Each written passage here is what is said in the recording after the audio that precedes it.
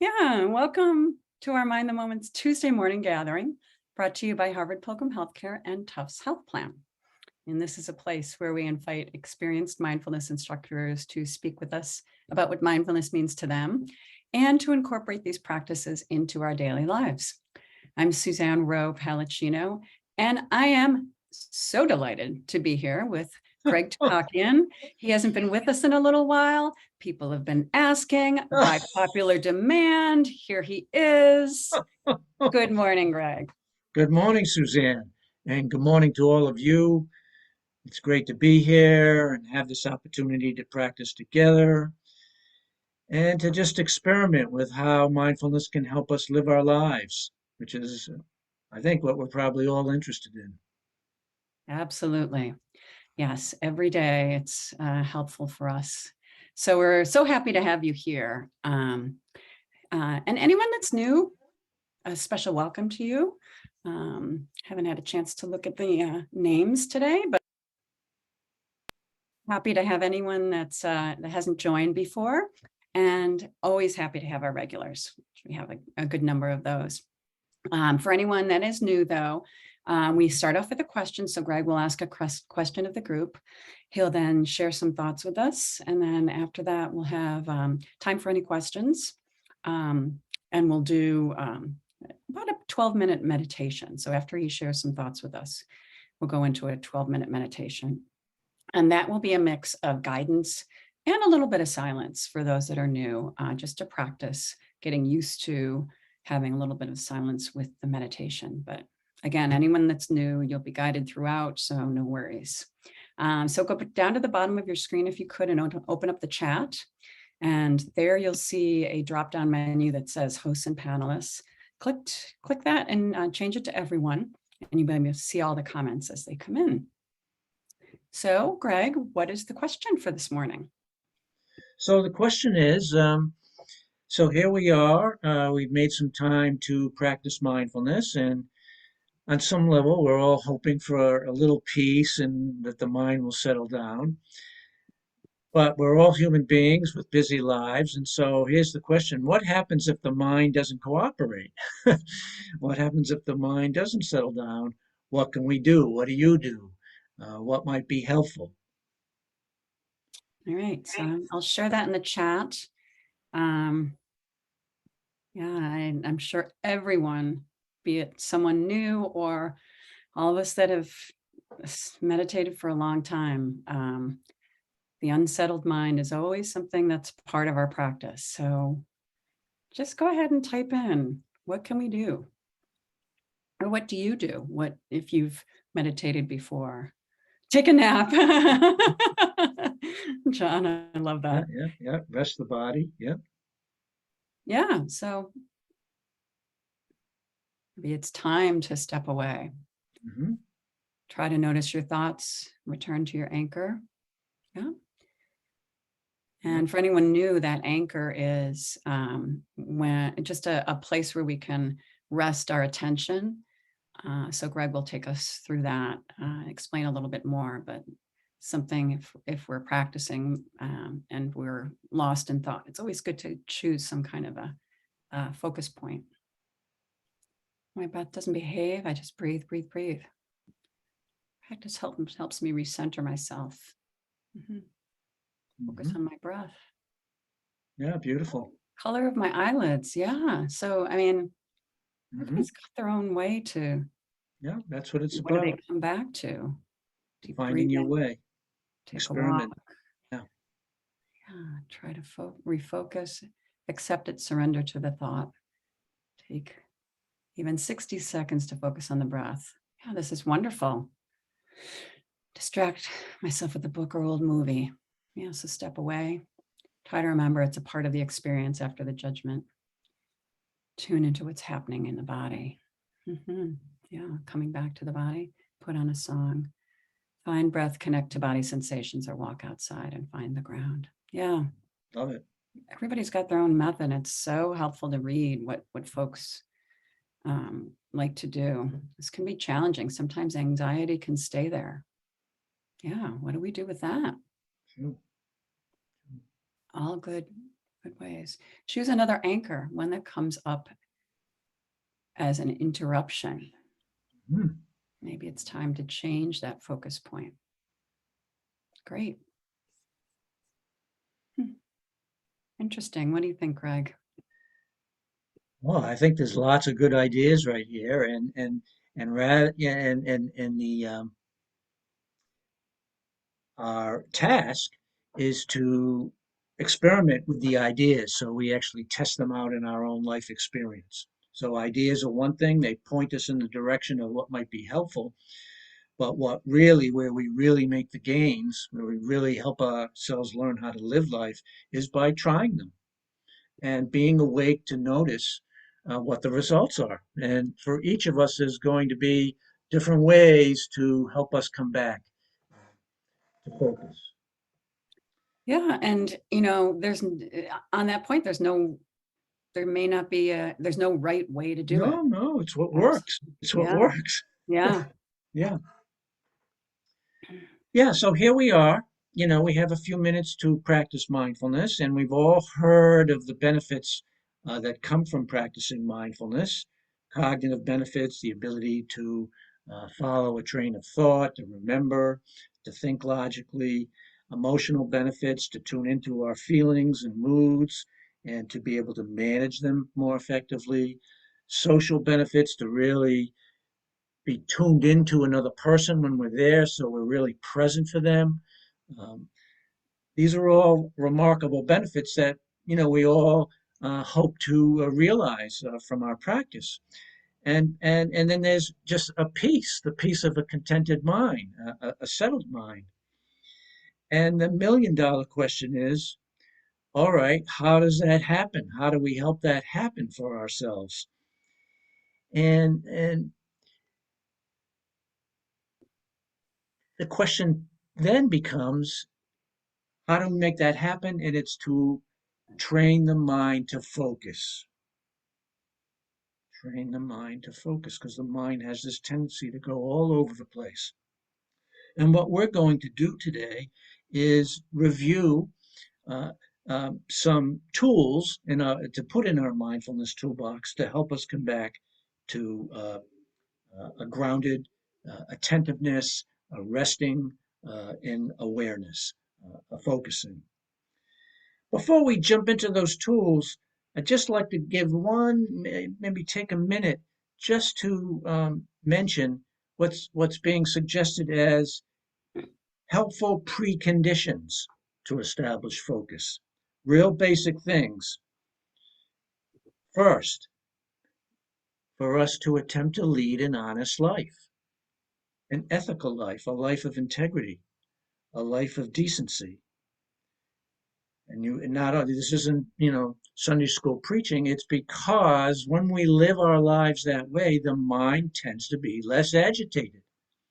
Think about it in your own experience. Less stuff comes up, churning, fear, guilt, remorse. Okay. Two, know and find a place where you can sit in quiet when you practice. Right? Have that place that you know you can go to. Third, take care of the body. Make sure you get rest. Make sure you get some exercise so you're not too restless.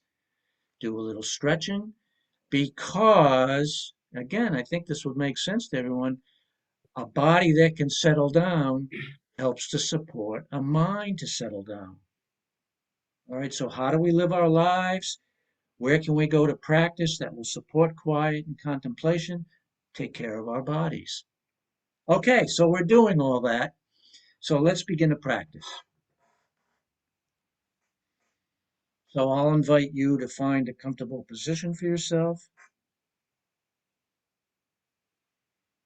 checking in with the body. Probably most of us are sitting in a chair, but you can be sitting on a meditation bench, you could be standing, even be lying down, making small adjustments to posture, looking for that balance between relaxation and effort. You can arch the back a little bit, de-arch the back, roll the shoulders.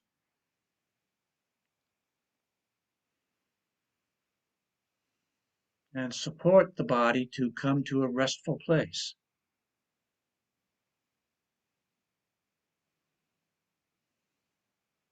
And generally, to help establish focus, focus is considered the foundation of our mindfulness practice. We generally pick a single target to focus upon. For many of us, it'll be the breath. But if for whatever reason the breath doesn't work for you, it can be your hands touching, your feet on the floor, the contact of your buttocks on the seat of the chair, something alive, something with sensations, something which changes moment to moment a little bit.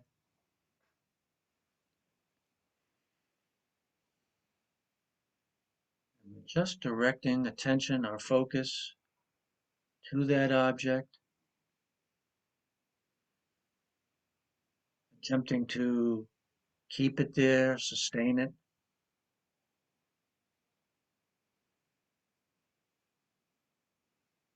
And guess what? The mind will wander at some point. And here's the first suggestion. When the mind wanders, we offer kindness to ourselves. We don't judge ourselves. We don't criticize. There's a tendency to say, oh, I'm no good at this. Why can't my mind settle down? All it means when you notice that the mind has wandered is that you're a human being like everyone else.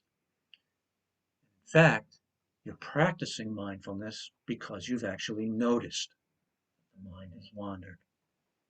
So when the mind wanders, you bring patience, kindness to yourself, you smile to it.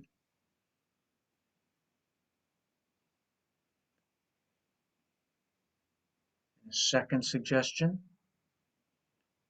when the mind is prone to wandering, is to narrow your focus further, to make it more physical, more grounded in the body. So how can we do that? First suggestion, when the mind wanders to the future or to the past, planning, worrying, regretting, we notice, we smile, choose to bring it back. The first tool is called counting. We're going to count breaths. So in the first breath, we count 5.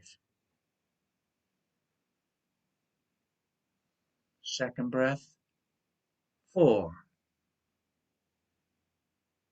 Third breath, 3. You get the point. 2. The mind goes off again. We notice, we smile. We start at 5 again. 5, 4, 3.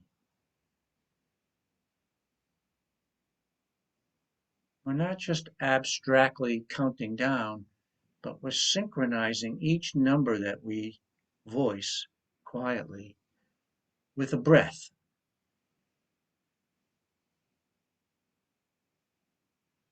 Get to 1, simply start again at 5.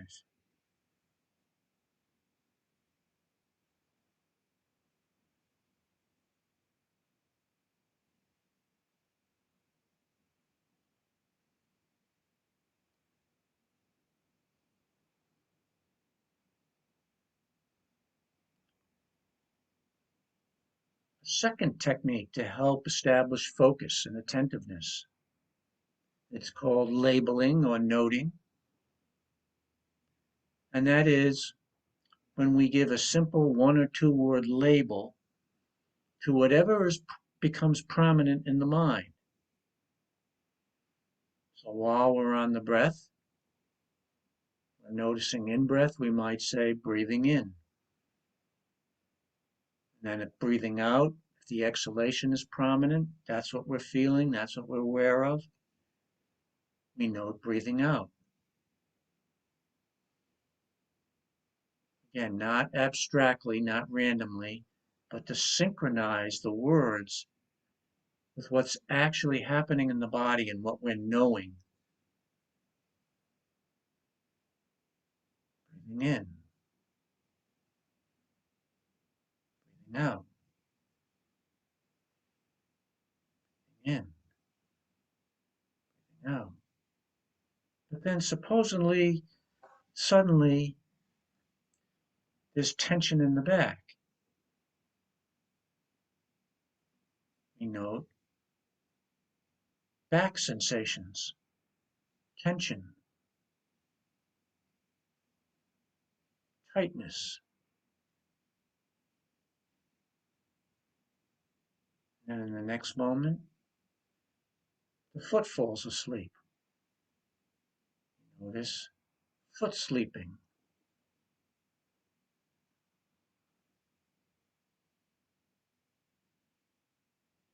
Then the mind moves to hearing sound of rain on the roof or the windows. Hearing rain.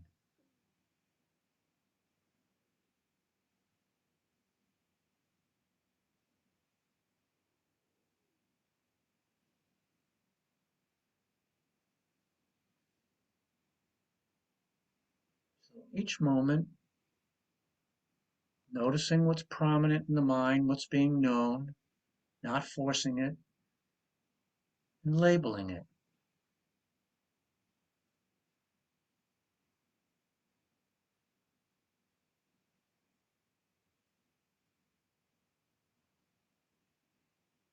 A third tool, I call it exaggerated breathing.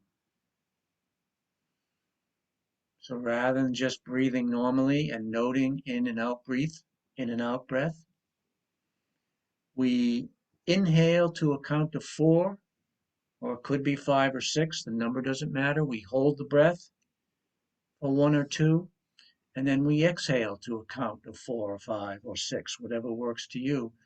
But by exaggerating the breathing and bringing our attention there really helps to refocus us.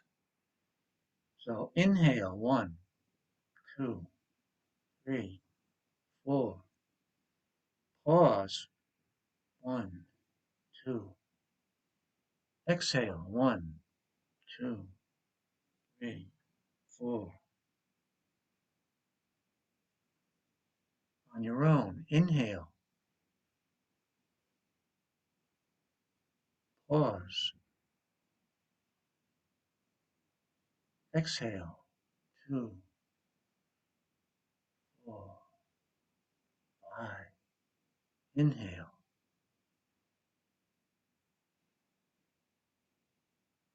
Really turning that attention.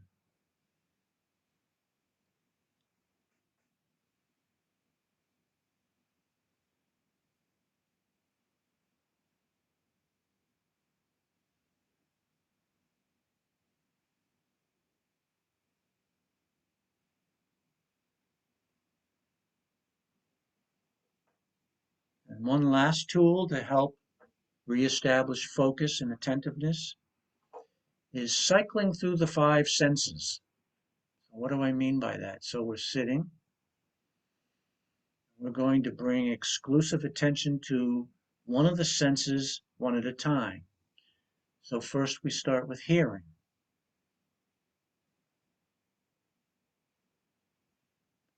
I'm hearing the rain. You might hear the heat coming on in your house, the refrigerator cranking through, someone taking a shower, internal sound, stomach gurgling, heart beating. Hearing. What are you hearing?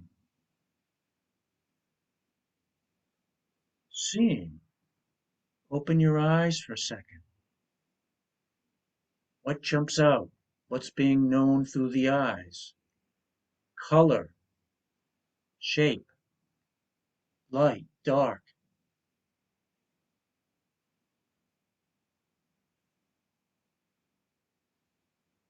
Close the eyes. Smelling.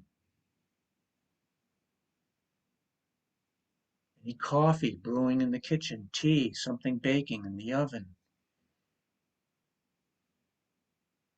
Fresh air. What does fresh air smell like?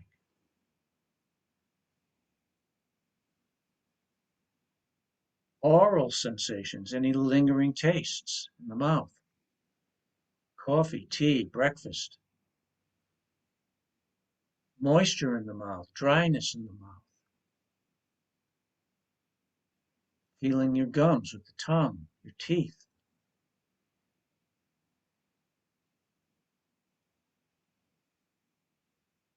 Touch. Feeling your hands, touching. Rubbing your hands together. Stretching your fingers out. Making a fist. Stretching. Again, focusing on each sense. So just to take a minute to cycle through a few of these on your own.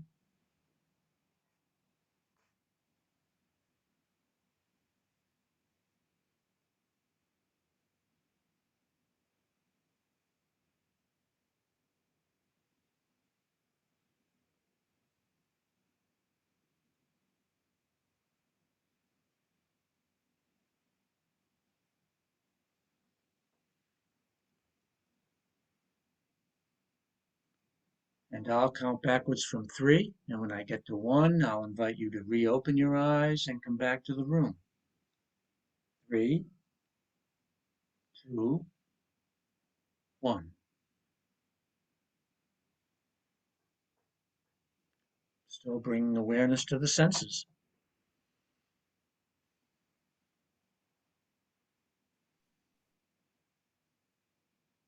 Thank you so much, Greg. Oh, you're welcome. Yeah. So important that when you mentioned tools in the toolboxes, it really is important to review those. And also, you've mentioned a few things I'm sure people hadn't really thought about, cycling through the senses, maybe. Yeah. So it just gives people some other ways to bring themselves back. You know, a few years ago, there was a study, Scientific American, about human beings, the minds of human beings. And they found what? First, minds tend to wander. Second, a wandering mind is an unhappy mind. And what they found is that in moments where people could report that their mind was tuned into what they were actually engaged in the moment, there was more contentment, more richness in the moment, more sense of meaning. And when it was just wandering, it tended to go to places. First, it was planning, and then go to more, and then it would go to worry, and then it would be remembering, and then it would go to regret. So the lesson was, the takeaway was, wandering mind tends to be an unhappy mind. So if we notice that, not to judge, not to criticize, but to know we can help ourselves. No, come back to the present moment. Breathe, feel the body, see, hear, listen, touch. And gosh, what you mentioned is so important, because when we do it in meditation and we take this time, Hmm. then if we notice our mind wandering in meditation, we tend to notice our mind wandering when we're on the computer at work. Yeah, yeah. So it can be so applicable in our daily lives and help our daily lives. Oh, absolutely. We're on the computer, things are pressed, we're pressed for time. Happens to all of us, normal, right? But Mm. what happens? The mind starts wondering, oh my God, well, if this happens, I'm not going to get this done. My boss is going to get on me. My partner is going to be upset. I'm working, but not a happy mind, not helpful. Okay. Notice, come back, honor what's happening. Okay. Offer kindness, smile, refocus. Okay. Narrow the focus back to the senses, back to counting, back to noting, reground. Yeah. So I noticed Kristen was making a comment, and I assume repeating the source is the source that you're thinking about, this Scientific American. Oh, I think that's what she might be looking for. okay. You know, I don't have it right here, but if I can, I don't know whether you can reach these people afterwards, but I can Mhm. send it to you, Suzanne. I can't put my hands on it right in this 30 seconds. Yeah, yeah. I'm sure I can get to Kristen. So, um, Kristen, you can, if you think of it, just send a direct message to me with your email, just host and panelists, and we'll get that to you. Yeah, it makes so much sense, Oh, yeah, seeing, yeah. seeing that thank you, Kristen, seeing that a wandering mind is an unhappy mind. And yeah, and that reminder, Greg, that it doesn't mean we have to judge ourselves. It's just that Yeah, we have some agency with this. we have a capacity to work with it, right? We don't have to be a victim to that, right? We can direct the mind. Now, the more times we practice directing and sustaining, the more that becomes the natural habit of the mind. It knows it can be directed. Yeah. That's power. You know, that brings confidence to how we can engage with life. Mm. So helpful, Greg. Such a great meditation and such a great subject you brought up, Very and concrete. how, it's never really elemental to bring up these types of subjects, because even if you've been meditating Oh, for absolutely. years, I mean, all of us deal with the same, Absolutely. some of the meditators call it monkey mind, but Yeah, yeah, yeah. it's just our minds. So it's so helpful. We teaching your wisdom and being here with us. So thank you as always for joining us, Greg. Well, my pleasure. Wonderful to spend this time with you all and be healthy and find time to practice. Sounds good. Yes, thank you again to everyone for joining, Thank and you we'll for be your back. practice. Yes, yes. Thank you for your practice. And we'll be here tomorrow morning with our Zoom meeting format. So looking forward to seeing you all if you can join again on Wednesday. And hope to see you back soon, Greg. I hope so. Okay. Have a Okay. good day. Bye-bye. Be well. Bye.